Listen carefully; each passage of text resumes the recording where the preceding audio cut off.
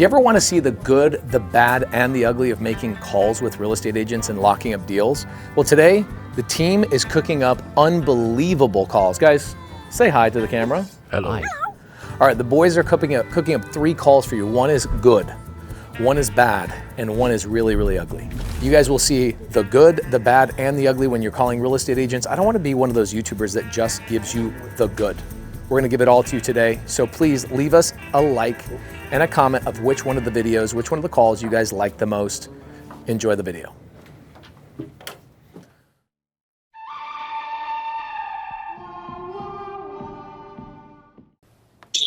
Hey bro, I got sucked on another call. I'm so sorry. How'd your showing go?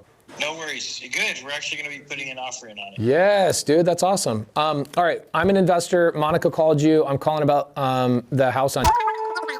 Yes, sir. You guys already have a seller that's interested in SubTo. Is that correct? Yes. What do we got to do to get it? So they are wanting to net as close to 30,000 as possible. Okay. We had a VA offer come in that was going to net them about 20, and we weren't able to make it work. Okay. They were hoping for a little bit more. So we've actually, and I think I told Monica, and I'm not sure if she had forwarded it on to you, but we've actually received, we're up to 7 now with the one that just came in. 7 offers from investors trying to do this SubTo type thing. Okay. And so the highest one that we've received so far has come in at like 24,000, but they did say that they may need to adjust after they see the mortgage statement from my clients. So okay, cool. I just want to be honest with you about that. I love that. Thank you. So your client's trying to get to as close to 30K as possible. Buyer out of the 25 grand or 24 grand, are they paying your commissions out of that? Yes. Yeah, they're paying 2.5%, which I'm fine with, as long as we can get them, what they need. Okay. How do I stand out? Well, like I said, if we can get it closer to that 30K, that would be ideal. As far as the SubTo thing, we had one of the guys Which house am I talking about it being put into a trust, so that way it would limit the liability for it to be like called due. Okay. I guess that helps limit that liability. I don't know if that's something that you guys do as well, or if yeah. So I do that. I'm sure that those people probably learned from me on YouTube or something. But what I would do is step number 1. I would use a title company that knows what the heck they're doing with SubTo. That's a company called Creative Title and Escrow. There's an amazing closing attorney there named Matt McCabe. He'll make sure that your client is protected all the way through, and we'll make sure that the due on sale clause is set up for success as well. And why don't we submit an offer at like 25K and get the deal done? Yeah, I think that's something that we could make work if it's going to be slightly above that other one. So do you need to see the mortgage statement? Like a lot of these other ones have been asking to see what they're doing, Javier, is they're going to try and wholesale the deal. And so what they're trying to do is they're trying to buy themselves time by saying, hey, I might have to do this, I might have to do that, et cetera, et cetera, et cetera, right? Like you've already told them the monthly payment, I imagine, correct? Yep. So what is the mortgage statement going to give them that the PITI didn't give them already? Right. It's bullshit. Giving them time. Yeah. It's called wholesaling, and you know that game. I'm sure you've dealt with wholesalers. I've wholesaled 1,000 deals in my life. There's nothing against wholesalers. The problem is when I'm wholesaling a deal, I tell the client I'm wholesaling, and I tell the agent I'm wholesaling, which is actually legal. It is a requirement in the state of Arizona to tell an agent or a seller that you're in wholesale. And what I would do is that we would also put in our contract that we have no intention of wholesaling the deal. And we would require that we would close escrow in our entity's name. I doubt your other buyers would be willing to do that. Yeah, I'm not sure. That's not something we've talked about. Yeah, if your seller does go the other route, just to protect yourself as the agent, because you and I should do 100 deals a year together, regardless of this house. But what I would tell you is when you're selling to a seller on SubTo or seller finance, you're taking that buyer. They got to be a really credible buyer that you know is not going to fall out. They're not going to fail. Let's say that buyer dies, okay? What happens to the payment? What happens to your seller, right? With a company like mine, I've got 2,100 rentals. If I died, payments would still continue to be made by my company. If these buyers are submitting offers to you and you haven't verified, what happens if your company falls apart? Most of them, I bet you could go on the Arizona Corporation Commission and find out most of them don't even own rentals. Yeah, well, that was the conversation I had with the last guy. I told him, wait, what's going to happen if you miss a payment? He said that it would go back to my clients, and then my clients could then sell the house again. Yeah, that sounds fun. Well, yeah. How about you just sell to a credible buyer that won't ever fail on the payments? Right. Right? And verify that buyer's portfolio. Let's do the deal. Those other people are clowns. Let's you and I do 100 deals together next year. Okay. So let me see. What exactly would we need? Like, do you guys do the Arizona purchase contract? Yeah. How exactly is that gonna? So I've got a transaction coordinator. Her name is Jade Jarvis. What I'll do is I'll have Jade Jarvis send over. We'll do the Arizona state contract, and I'll have my girl fill it all the way out, so you don't have to worry about how to do that. You can look through it. She'll even get on a Zoom with you and like walk through it before you present it to your client. Would that help you so you don't have to like worry about explaining it? That would help. Absolutely. Okay, cool. So I'll have a transaction coordinator. Her name is Jade. She'll reach out to you. She'll send over the agreement. And what the agreement will be is that we'll do, take over the SubTo loan. We will put up, let's say, what EMD do you want, brother? Honestly, it's 2,000 should be fine, like a little less than 1%. Okay, cool. Yeah, we'll do 2,000. So we'll open up escrow at Creative Title. Are you cool with that if we choose that attorney that does all the SubTo transactions? Yeah, if they're experienced with it. Like I've never done one of these, so I'm cool. Open to learning on this. I love it. No problem. And my transaction coordinator, Jade, she can walk you through the Arizona state contract, and then we'll have a couple of addendums.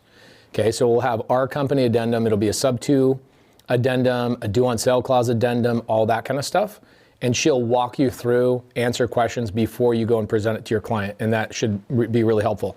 Your client, by the way, I'm happy to get on a phone call with them. I'm happy to meet them in person if that's cool with you and show them that I'm a credible buyer. Happy to do that. You just when you present that, just tell your client I'm happy to meet them in person. And then we'll open with Creative Title and escrow. And what is a good fit for like close of escrow? I think, before end of the year, before Christmas would be ideal for them. Cool. But whatever we got to do to make it work. What are they doing? Are they moving out, or is the house empty? They're living in it now. They have a house that they have their eyes on, but they want to be under contract before we start pulling the trigger on that. I love it. Okay, cool. Let's get under contract on this one so they can feel comfortable. Are you going to represent them on that new purchase too? Yes. Dope, dude. That's awesome. Okay, cool. Anything else that I can answer for you, figure out, any of that kind of stuff? I'm sure I'm going to have some questions. So the thing is, I talked to my broker about these before. He had told me like SubTos aren't really the best way to go, and it's better to go with a traditional sale if at all possible. So that's why we hadn't really entertained any in the beginning, but now we've been on the market for a little bit. So I just, like I said, I've never done one, and I want to make sure that I'm protecting my clients, because at the end of the day, that's what I care about more than anything, is making sure that they're going to be good not only now, but in 5-10 years from now, because their name, from my understanding, is still going to be on this. Yes, sir. This loan. So yeah, and step number one in protecting your client. Step number one is making sure you choose a buyer that's not going to miss the payment. That's number one. Number two, choosing the appropriate title company that understands these types of transactions. Creative Title should be kind of self-explanatory, but Matt McCabe, the attorney who launched Creative Title, launched it because that's all they do is creative finance. So they're well-versed. They've been in business a long time, thousands and thousands of transactions. They're in 43 different states. And then something that's also really helpful is meeting the buyer, like making sure that your seller is comfortable with the human being and that they're betting on that horse, if that makes sense. And then finally, making sure that the paperwork is good. And we'll make sure that Jade on my team walks you through the paperwork. And what's cool about a SubTo deal, just like a traditional deal, we sign a purchase and sell agreement, but is that the final thing that your seller has to sign? No. They have to review the final closing documents before they finally sign off on it. So if they don't feel good at some point during escrow, or they want to have a thing they want to add, or you have a thing that you find out you want to subtract or take away, that's the beautiful thing, is that we still have another 30 days to go through any final closing document edits or any of that kind of stuff. Yep, it all sounds good. All right, you have another house, but let's not focus on that other house right now. Let's focus on this house. And I'll get you with Jade Jarvis here in just a couple of minutes. Is that cool? Yeah, that works. All right. Thank you, brother. Appreciate you. All right, bye-bye. Bye. What are some takeaways on that call? Gosh, that was so good too. First and foremost, people, this is what's so funny. The newbies in the side chat, well, I can't say all these things. That's why you partner with somebody in the community who can leverage my credibility in my portfolio. What happens is people in the community that have been in here long enough, they will email me and go, hey, Mr. Seller or Mr. Agent, this is my partner Pace. He can verify everything I said is true. And my team will literally reply back, go, yep, here's all of our assets, here's all this. When you're in SubTo, you get to leverage all that stuff. So stop with that newbie BS that you keep telling yourself. Just say, me and my partner, me and my partner, me and my partner, me and my partner.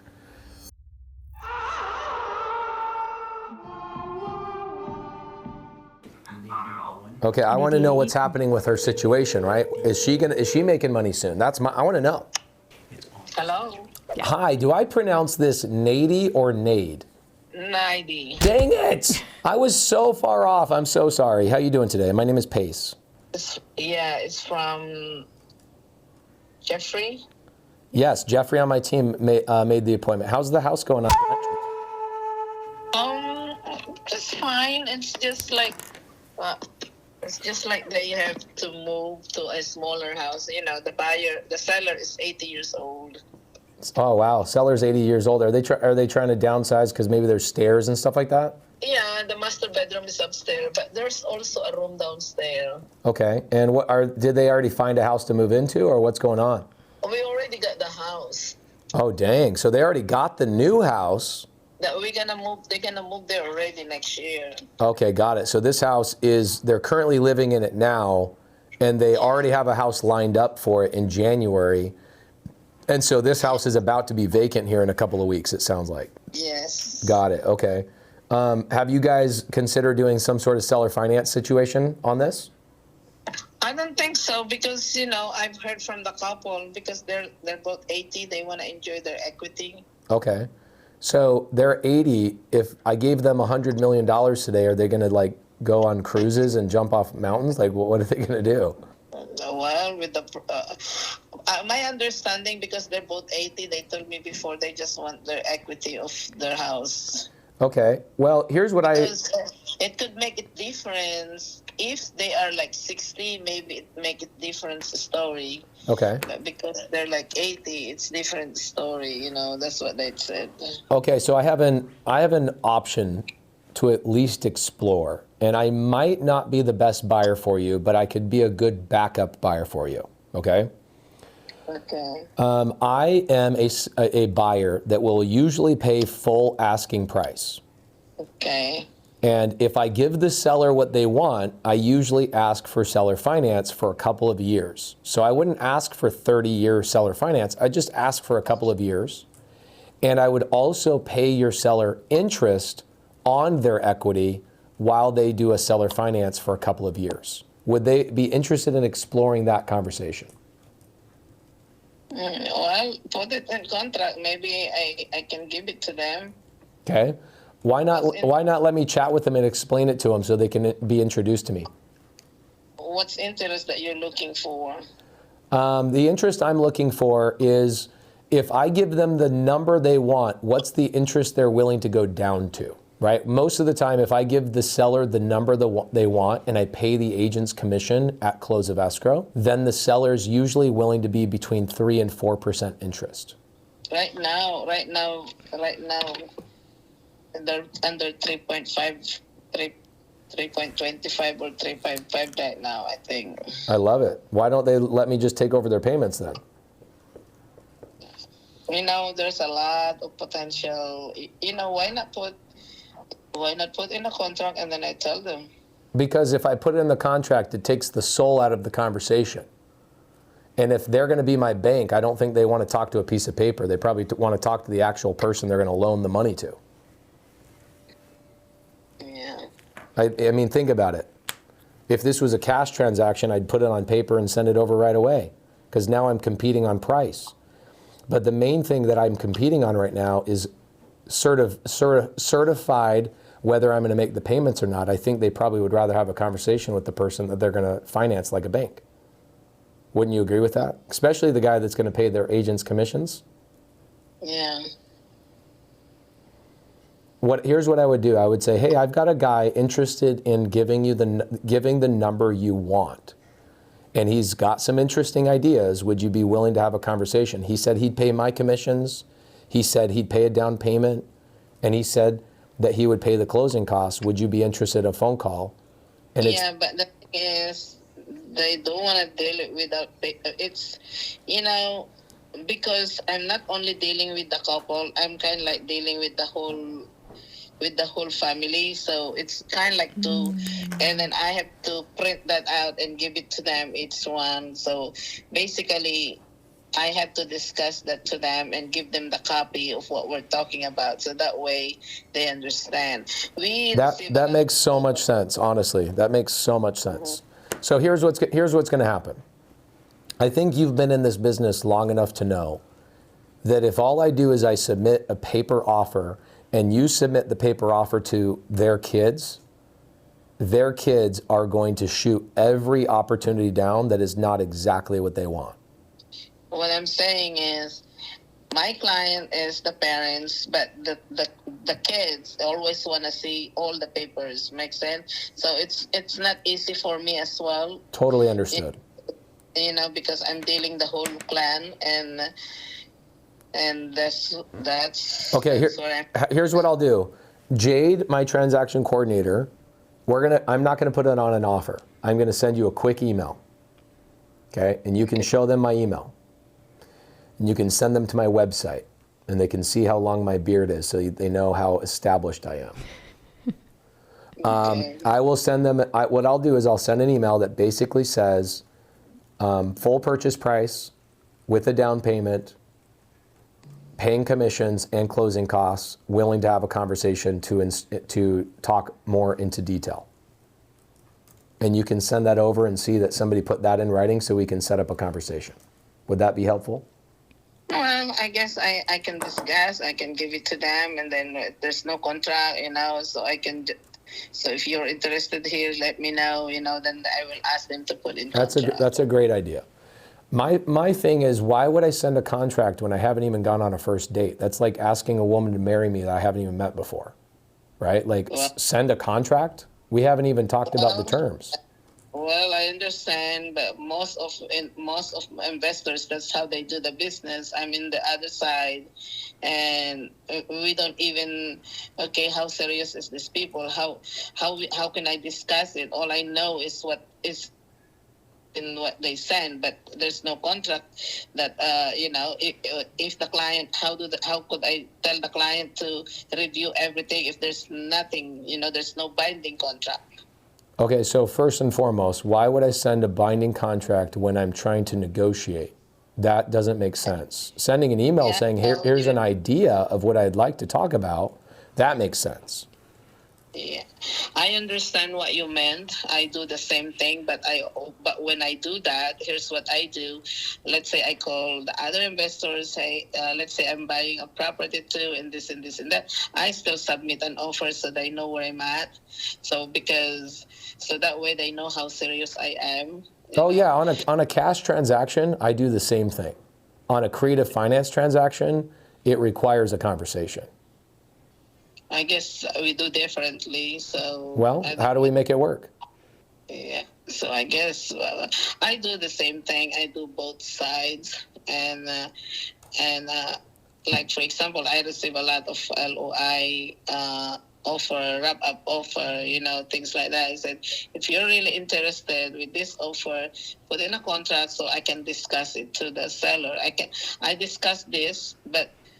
And then what is there to look? There's nothing. It's just like a letter. They're just telling me this, and that. And then what is there to because if once it's in a contract, there's a lot into contract. It's not mentioning everything, Well, everything gets worked out in a conversation, right? Timeline, down payment, interest rate, all of that stuff happens in a conversation, not on a contract. I understand too, but some people. Okay, here's an idea. I got an idea. Let's say I send over a contract, because it sounds like you really think a contract is different than an LOI. And I guess at the end of the day they are. But really all it is a document that you're going to show your client, and your client is going to say yes or no. If I send you a contract and your client doesn't like it, is your client the type of person that would at least get on a phone call, or is it just wasting my time sending a contract? I will, whatever they say, I'm the one who's have a conversation with you, not them, because I already told you, they're like, 80 years old. And I always, since they have a realtor representing them, I'm the one who's talking on their behalf. Okay, so I send a contract, your client says, we don't like this.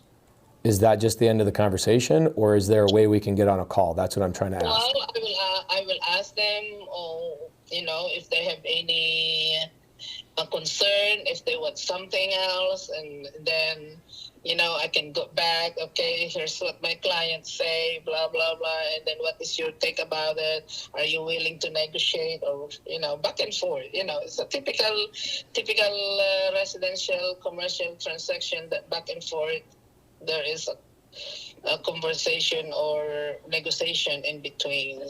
Yeah, but if we want typical results, I guess we could do typical actions. But it sounds like the house hasn't sold yet, so it requires non-typical activities. So I'll send a contract. Well, and if it's not a sell, we're going to rent it out. That's what we're looking Okay, I like that. So it sounds like they're not really even motivated. So why would an investor even waste their time sending a contract? Why don't you just tell investors, hey, if they don't sell it for what they want, they're just going to rent it out. Then that way you don't have to waste your time talking to investors. Well, I receive a lot of offers. It's not only you. It's not only I do receive a lot of from traditional, non-traditional offers, and I gave it to them. Even if it's LOI, I gave it to them. And then when I talk to them, okay, put in a contract, because there's nothing to discuss without the contract. That literally, you've been in this business too long to believe that is logical. You know better than that. You know that I don't need an LOI and I don't need a contract to have a conversation. You know that. I understand that. What I'm trying to tell, sir, if I'm going to talk to my client, let's say I give you an example in good faith, okay? Let's say, okay, I received this, I bring it the LOI, okay? This is what the client wants. Do you want it or agree or something? When they say yes, and then, okay, put in a contract. I told them, put in a contract, and then let's talk again later on. And then once they read the contract, and they don't agree it, and then I will let them know, no, it's too low or whatever. No, they don't accept it. But I show it all the time to them, and LOI. I always discuss it, so that's all. You and I should go make money on other houses together, because these people are wasting your time. And as a matter of fact, I'm sick and tired of receiving LOI. Honestly, I agree with you. I'm like, you sound like a super smart agent. I do a lot of expired listing calls as a real estate investor. I should just send you to list those houses for me and stop wasting your time on this client. Obviously they're not serious about selling the house. I don't know. So I asked them to lower down the price. They don't like it. So there's nothing I can do on that. Okay. So are you interested in more listings? I am. I have a list. I want buyer, not listing. Right now I have 1, 2, 3. Right now I have 1, 2, 3, and I want to get out in the market. I want to be sold. So what about the other houses? Are those people hard to deal with as well, or are those people willing to do seller finance? How can you and I make money together? That's my main question. Obviously, this house is not serious about selling. What about the other houses? How can we make money together? How can I buy those on seller finance and get your commission paid? And the other ones, they want to move to their dream home. That one's probably there's 200 equity. That one in. Okay. Can I make them payments on their equity? If you want to make payment for their equity, they have yeah, but they have debt, and then they have balance in their in their property. Okay, I do that. I do those deals all the time. The last one I did was a $3 million purchase. I had a $1.2 million debt and a $1.8 million equity. Oh, wow. How did you do it? I took over the debt subject to, so I just make the payments on the 1.2 million, and I make them a $7,000 payment on their $1.8 million equity, and they make interest, and I paid their agent. Is that good for 2 years or what? That one is 5 years. Oh, that one is 5 years. Yeah. Okay. But I structure them. I have one seller that gave me 50 years, believe it or not, and I have one seller that gave me 12 months. This is why the conversation with the seller is so important, is because understanding their situation helps me structure the deal. You know, to be honest with you, it's kind of hard. If my phone dropped, call it again, because my phone is about to be dead. No problem. Just because I'm here in my car. No problem. It's my comfort place. I'm 5 minutes late for a call anyway, but I'm wondering, why can't you and I figure out how to make money together?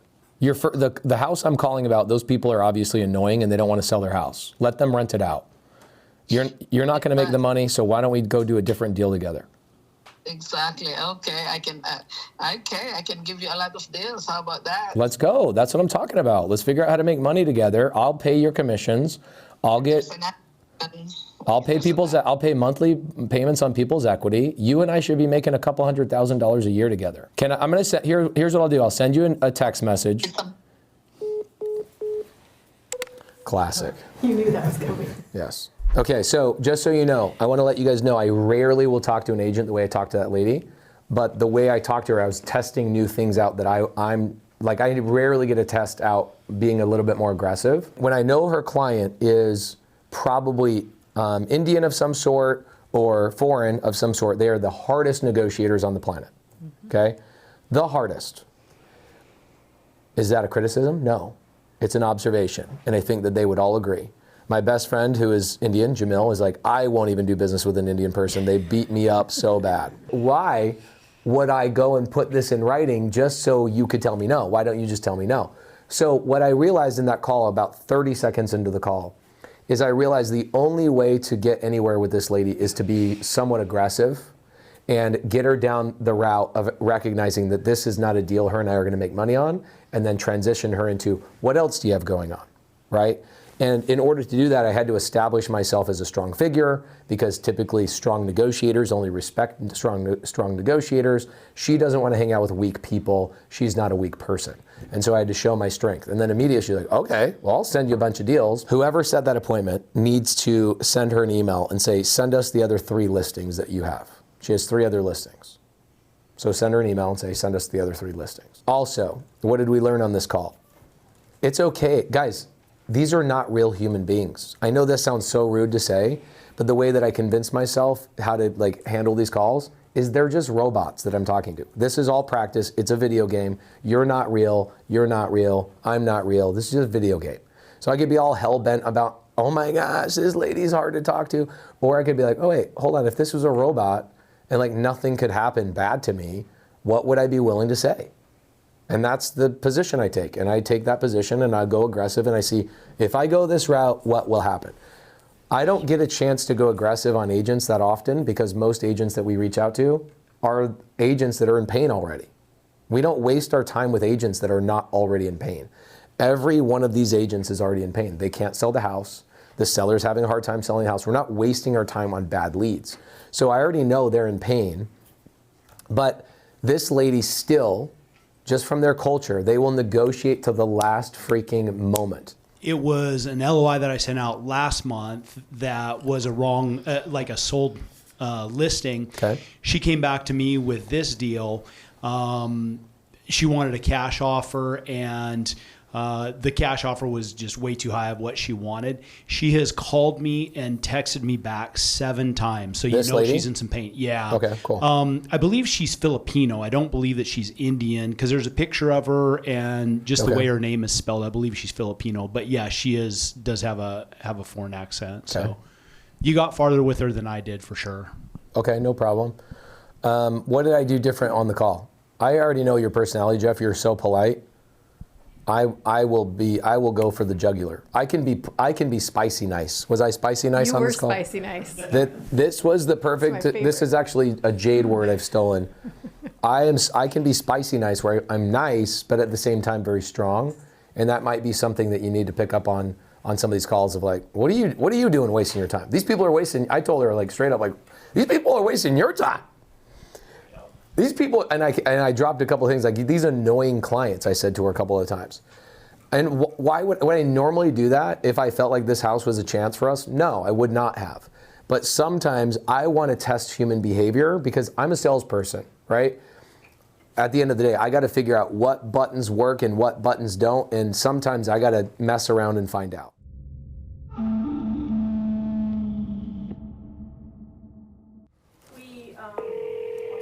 Okay. Are we eating here? Are we going to go out to dinner? They're eating here. Should we go to Nobu? Should we go? National Properties. Hey, is this Casey? Yeah. Hey, Casey. My name's Pace. I'm calling about the house on. My team sent it over an LOI with seller financing involved. Did you guys take a look at that? And is your seller interested in seller finance at all? Yeah, I've already responded to that. Okay. I haven't seen the house. They're not interested.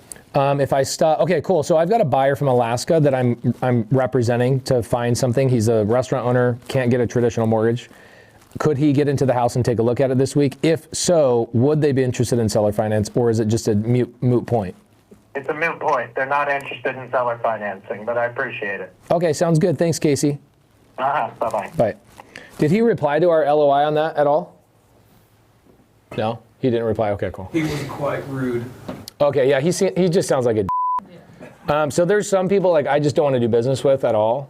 Like he's a to you, he's a to me, right? For me, if I'm going to do, there's so many agents, right? There are just some agents that even when you're polite, you get right to the point, they're just going to be kind of rude. And then what did he do? He says, well, if you haven't seen the house, they're not interested. Okay, well, if he sees the house, is it a moot point? Yeah, it's a moot point. Got it. Okay, so you're just going to be a dick. There's some people that you've seen all my other calls that are like, okay, well, why? And they go, oh, well, da, da, da, and they're just willing to have a conversation, right? A guy like that, for me, I hate men, first and foremost. I don't like doing business with men, the ego involved, all the things. I just prefer, like, if you're going to be a dude, I'll go make money with everybody else, and you will be one of those people I don't care about. When you're brand new, you don't have the luxury to do that.